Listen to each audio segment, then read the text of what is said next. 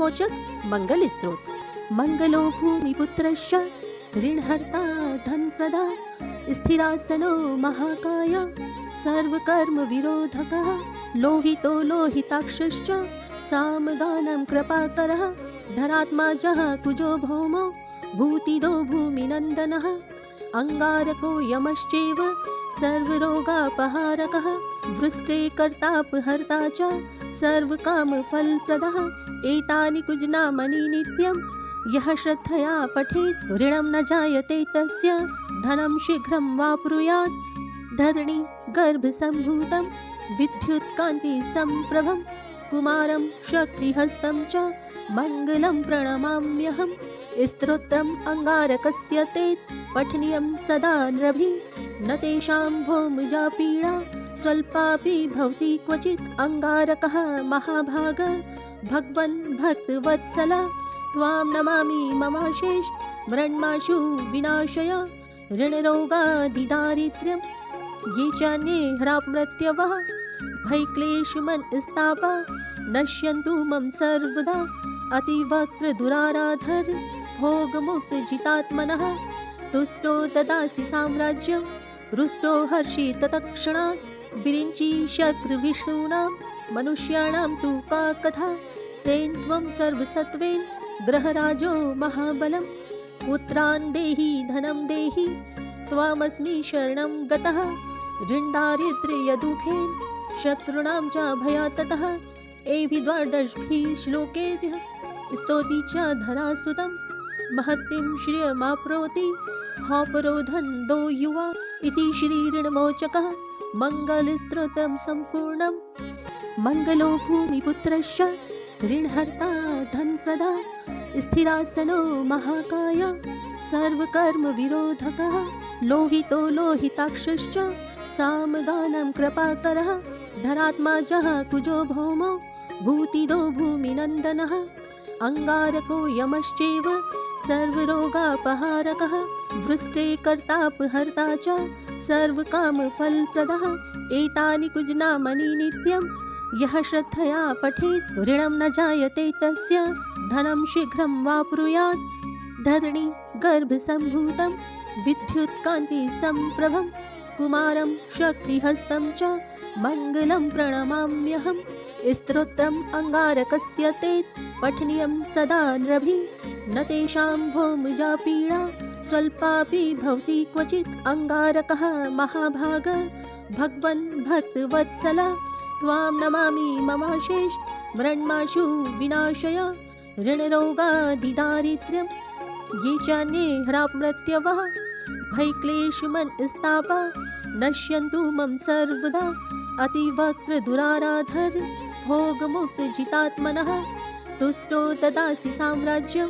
रुष्टो हर्षि तत्क्षणात् विरिञ्चि शक्रविष्णूनां मनुष्याणां तु का कथा तेन त्वं सर्वसत्त्वेन ग्रहराजो महाबलं पुत्रान् देहि धनं देहि त्वामस्मि शरणं गतः ऋणदारिद्र्यदुःखेन शत्रूणां च भयात् ततः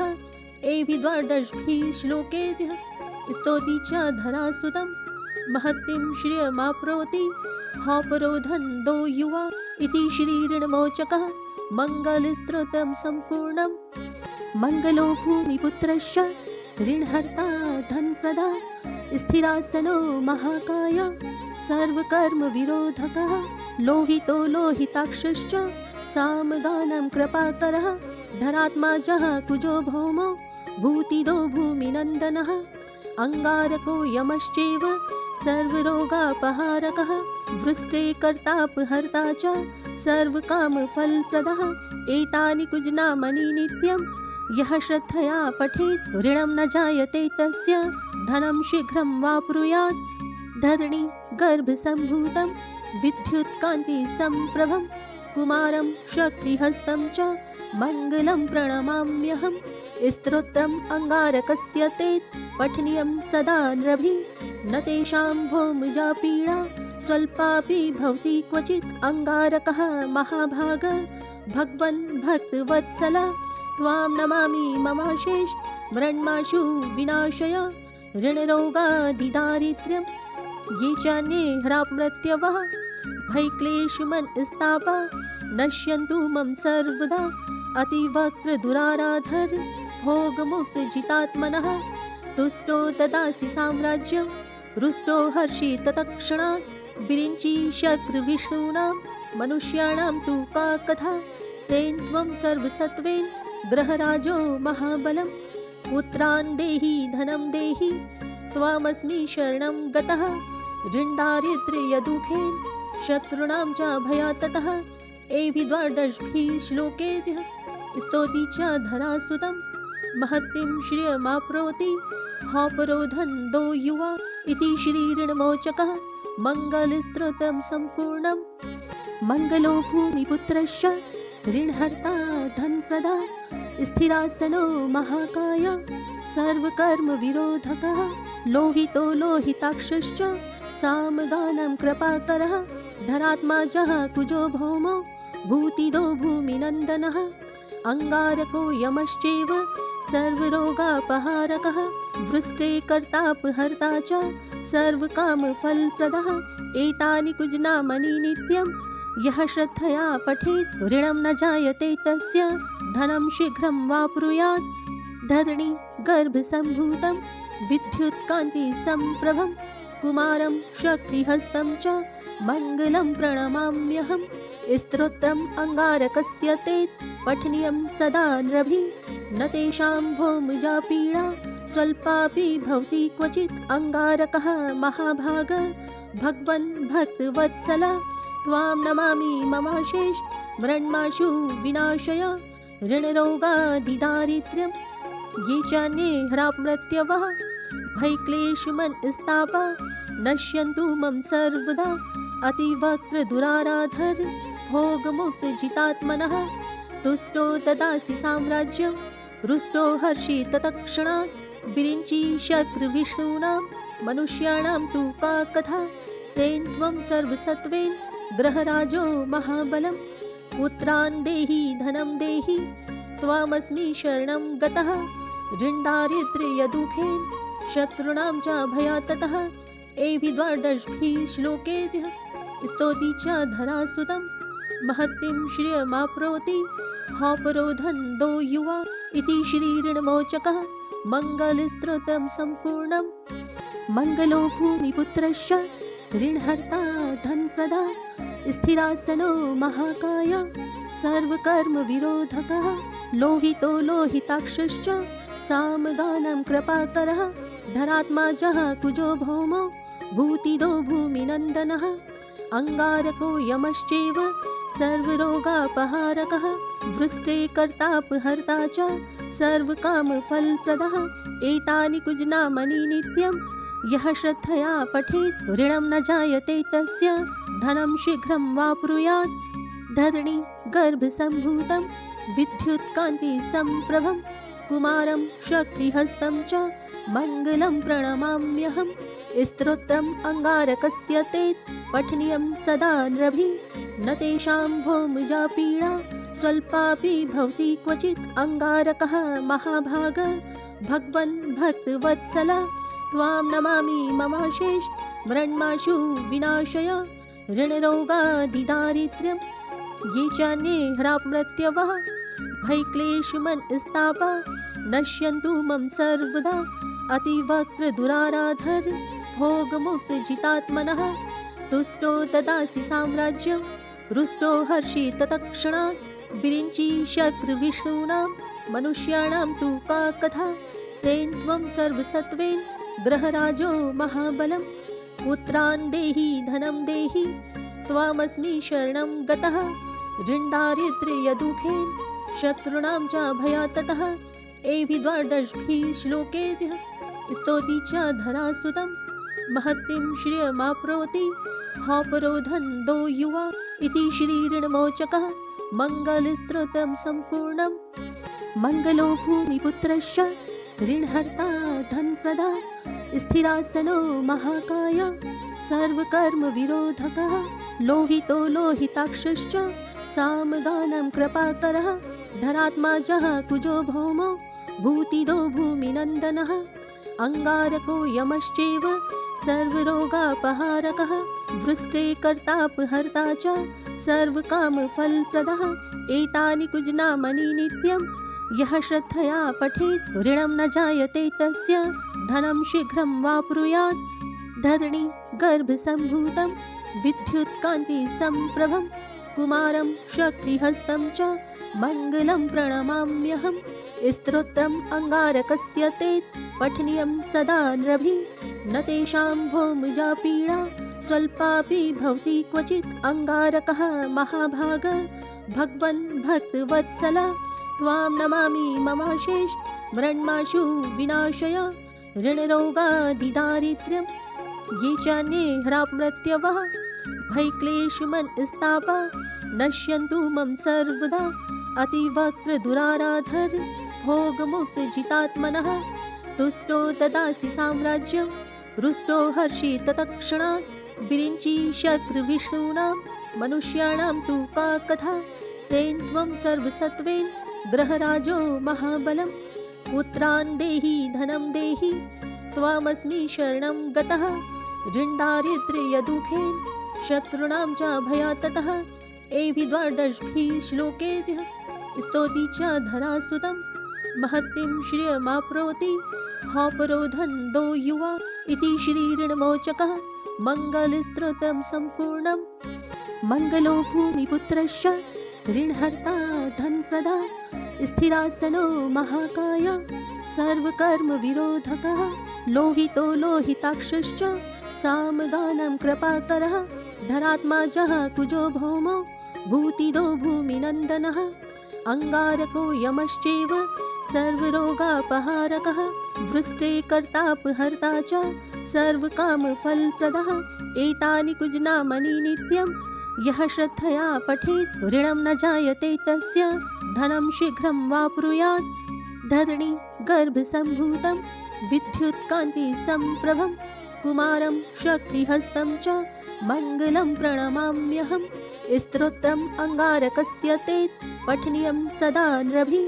न तेषां भौमजा पीडा स्वल्पापि भवति क्वचित् अङ्गारकः महाभाग भगवन् भक्तवत्सल त्वां नमामि ममाशेष मृण्माशु विनाशय ऋणरोगादिदारिद्र्यं ये चान्ये हरामृत्यवः भयक्लेशमनस्तापा नश्यन्तु मम सर्वदा अतिवक्त्रदुराराधर भोगमुक्तजितात्मनः तुष्टो ददासि साम्राज्यं रुष्टो हर्षित तत्क्षणात् विरिञ्चि शक्रविष्णूनां मनुष्याणां तु का कथा तेन त्वं सर्वसत्त्वेन ग्रहराजो महाबलं पुत्रान् देहि धनं देहि त्वामस्मि शरणं गतः ऋणदारिद्र्यदुःखेन शत्रूणां च भयात्ततः एभिः द्वादशभिः श्लोकैः स्तौति च धरासुतं महतीं श्रियमाप्नोति हापरोधन्दो युवा इति श्रीऋणमोचकः मङ्गलस्तोत्रं सम्पूर्णं मङ्गलो भूमिपुत्रश्च ऋणहर्ता धनप्रदा स्थिरासनो महाकाय सर्वकर्मविरोधकः लोहितो लोहिताक्षश्च सामगानं कृपाकरः धरात्माजः कुजो भौमो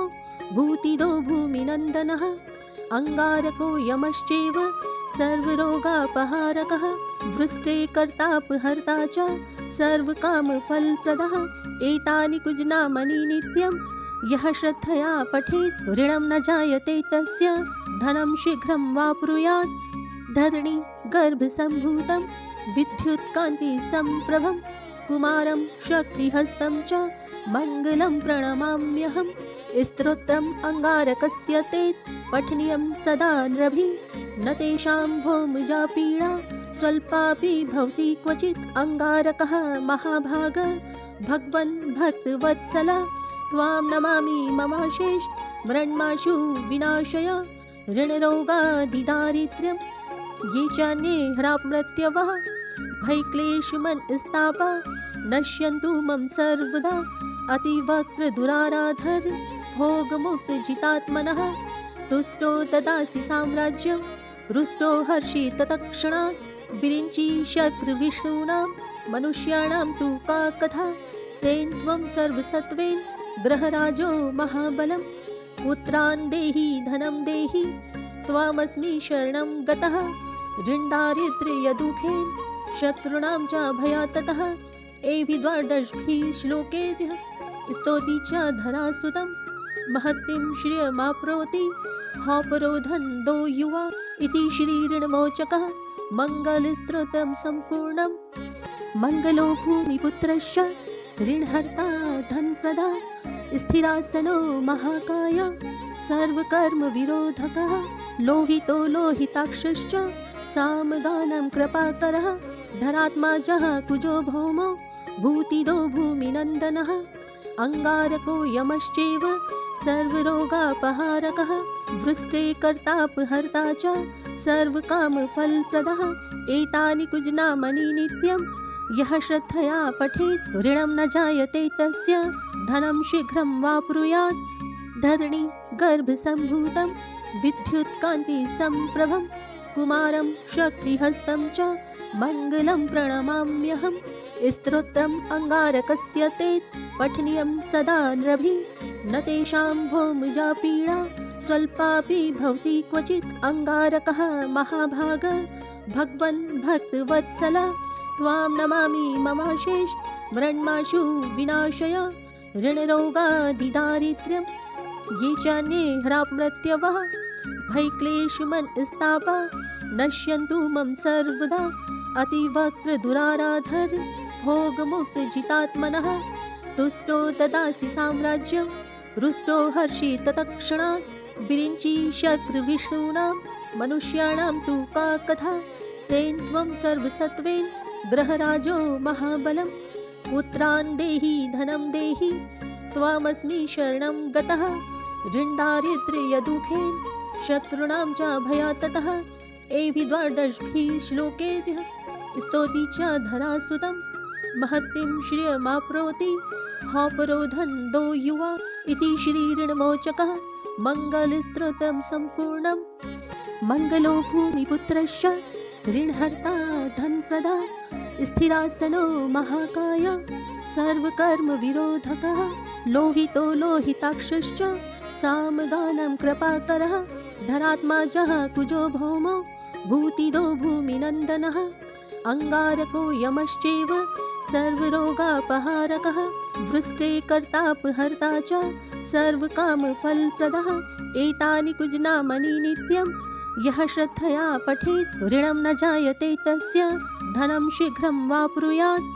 धरणी गर्भसम्भूतं विद्युत्कान्तिसम्प्रभं कुमारं शक्तिहस्तं च मङ्गलं प्रणमाम्यहम्। स्तोत्रम् अङ्गारकस्य तेत् पठनीयं सदा नृभिः न तेषां भौमजा पीडा स्वल्पापि भवति क्वचित् अङ्गारकः महाभाग भगवन् भक्तवत्सल त्वां नमामि ममाशेष मृण्माशु विनाशय ऋणरोगादिदारिद्र्यं ये चान्ये हरामृत्यवः भयक्लेशमनस्तापा नश्यन्तु मम सर्वदा अतिवक्त्रदुराराधर भोगमुक्तजितात्मनः तुष्टो ददासि साम्राज्यं रुष्टो हर्षित तत्क्षणात् विरिञ्चि शक्रविष्णूनां मनुष्याणां तु का कथा तेन त्वं सर्वसत्त्वेन ग्रहराजो महाबलं पुत्रान् देहि धनं देहि त्वामस्मि शरणं गतः ऋणदारिद्र्यदुःखेन शत्रूणां च भयात् ततः एभिः द्वादशभिः श्लोकैः स्तौति च धरासुतं महतीं श्रियमाप्नोति हापरोधन्दो युवा इति श्रीऋणमोचकः मङ्गलस्तोत्रं सम्पूर्णम्। मङ्गलो भूमिपुत्रस्य ऋणहर्ता धनप्रदा स्थिरासनो महाकाय सर्वकर्मविरोधकः लोहितो लोहिताक्षश्च सामगानं कृपाकरः धरात्माजः कुजो भौमो भूतिदो भूमिनन्दनः अङ्गारको यमश्चैव सर्वरोगापहारकः वृष्टे कर्तापहर्ता च सर्वकामफलप्रदः एतानि कुजनामनि नित्यं यः श्रद्धया पठेत् ऋणं न जायते तस्य धनं शीघ्रं वाप्नुयात् धरणी गर्भसम्भूतं विद्युत्कान्तिसम्प्रभं कुमारं शक्तिहस्तं च मङ्गलं प्रणमाम्यहम्। स्तोत्रम् अङ्गारकस्य ते पठनीयं सदा नृभिः। न तेषां भौमजा पीडा स्वल्पापि भवति क्वचित्। अङ्गारकः महाभाग भगवन् भक्तवत्सला त्वां नमामि ममाशेष मृण्माशु विनाशय ऋणरोगादिदारिद्र्यं ये चान्ये हरामृत्यवः भयक्लेशमनस्तापा नश्यन्तु मम सर्वदा अतिवक्त्रदुराराधर भोगमुक्तजितात्मनः तुष्टो ददासि साम्राज्यं रुष्टो हर्षि तत्क्षणात् विरिञ्चि शक्रविष्णूनां मनुष्याणां तु का कथा तेन त्वं सर्वसत्त्वेन ग्रहराजो महाबलं पुत्रान् देहि धनं देहि त्वामस्मि शरणं गतः ऋणदारिद्र्यदुःखेन शत्रूणां च भयात् ततः एभिः द्वादशभिः श्लोकैः स्तौति च धरासुतं महतीं श्रियमाप्नोति हापरोधन्दो युवा इति श्रीऋणमोचकः मङ्गलस्तोत्रं सम्पूर्णम्।